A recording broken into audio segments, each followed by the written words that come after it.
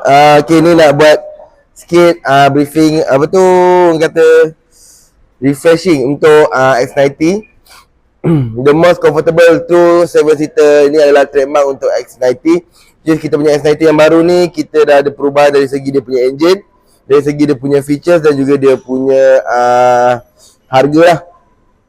Untuk sizing still sama 483, dia punya panjang, lebar 1900, dia punya cargo space 2500. That means 2500 tu turun 33 apa tu 33 third row dengan second row turun jadi 2050 liter. Okey. Okey, jadi apa yang dia upgrade adalah performance. Dari segi performance dia punya horsepower 181, normal lah, basic macam kita punya series lain. 290 Nm of torque dan juga dia punya gearbox 7 speed DCT. Okey. Nanti kita boleh highlight lah benda tu untuk customer. Dia punya performance dah improve kat situ.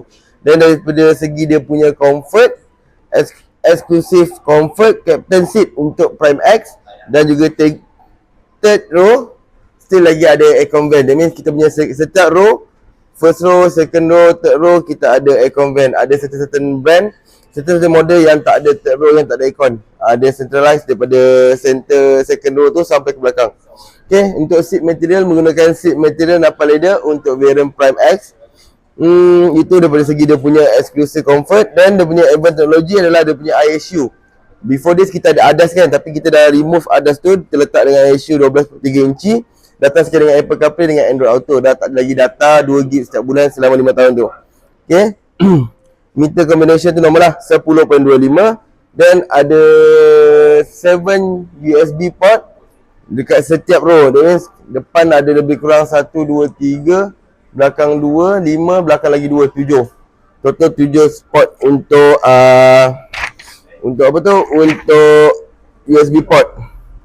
Okay, dan yang kita boleh highlightkan untuk S90 ni, S90 adalah kereta yang comfort untuk family car lah. Tu saja.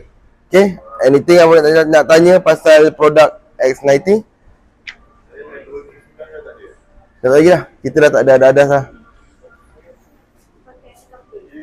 Dapat kapek and auto, yes. Kapek S70. Okay. Okay? Tak ada? Okay, thank you.